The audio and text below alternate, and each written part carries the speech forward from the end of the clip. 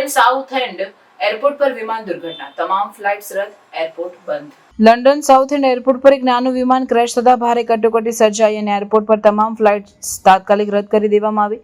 આ ઘટના સ્થાનિક સમય પ્રમાણે લગભગ સાંજે 4 વાગે બની, જ્યારે 12 મીટર લાંબુ બીચક્રાફ્ટ B200 સુપર કિંગ એર વિમાન ટેકઓફ પછી તરત જ પલટી ખાતું જમીન પર ધડાકાભેર પડ્યું અને મોટો ધુમાડો થતા આગની જ્વાળા દેખાઈ. કટોકટીને સીધીને પહોંચી વળવા માટે ફાયર બ્રિગેડ, એમ્બ્યુલન્સ અને પોલીસ સહિતની અનેક એજન્સીઓ તાત્કાલિક ઘટનાસ્થળે પહોંચી ગઈ હતી. એસેક્સ ફાયર એન્ડ રેસ્ક્યુ સર્વિસે 4 ફાયર યુનિટ અને વિશિષ્ટ વાહનો મોકલ્યા હતા, જ્યારે એમ્બ્યુલન્સ સર્વિસે પણ હેઝાર્ડ્સ એરિયા રિસ્પોન્સ ટીમ સાથે તાત્કાલિક સેવા આપી. એરપોર્ટ નજીકના ગોલ્ફ અને રગ્બી ક્લબ્સ ખાલી કરાવાયા હતા અને લોકોને ત્યાંથી દૂર રહેવા અનુરોધ કરવામાં આવ્યો હતો.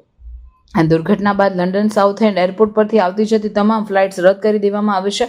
ઇઝીજેટ જેવી એરલાઇન્સે મુસાફરોને વિકલ્પ તરીકે રિફંડ અથવા પ્રી-બુકિંગની સુવિધા આપી છે. એરપોર્ટ તંત્રએ જાહેર કરી છે કે વધુ સૂચના ન મળે ત્યાં સુધી એરપોર્ટ બંધ રહેશે અને મુસાફરોને તેમના એરલાઇન સાથે સંપર્કમાં રહેવા સલાહ આપવામાં આવે છે. હાલમાં વિમાનમાં કેટલા લોકો હતા અને કોઈ જાનહાનિ થઈ છે કે નહીં તે અંગે અધિકારીઓએ માહિતી જાહેર કરી નથી. દુર્ઘટનાનું કારણ શોધવા માટે એવિએશન વિભાગે તપાસ શરૂ કરીને વિમાન ઓપરેટર કંપની પણ સહયોગ આપી રહી છે. સ્થાનિક નેતાઓ અને અધિકારીઓએ દુઃખ વ્યક્ત કર્યું છે અને અસરગ્રસ્તોને સહાનુભૂતિ આપી છે, જ્યારે બચાવ અને તપાસ કામગીરી ચાલુ છે.